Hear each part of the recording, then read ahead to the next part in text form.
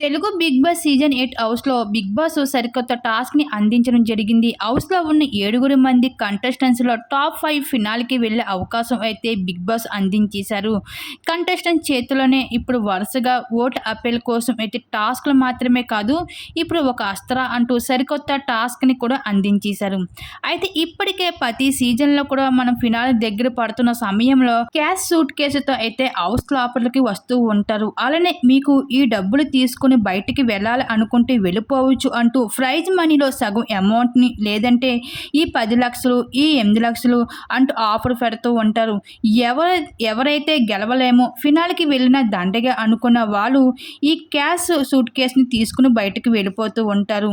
అలా ఇప్పటికే ఈ సీజనే కాదు ఎన్నో సీజన్‌ల నుండి జరగలేదు. కానీ ఈసారి అటువంటి ఆఫర్ కన్నా ఇలా అస్త్ర అంటూ ఎగ్జిట్ బటన్‌తో అయితే బిగ్ బాస్ మనందరి ముందుకి వచ్చేసారు. అయితే ఇక్కడ నిఖిల్, విష్ణుప్రియల మధ్యన గట్టిగా వార్ అయితే జరగబోతుంది.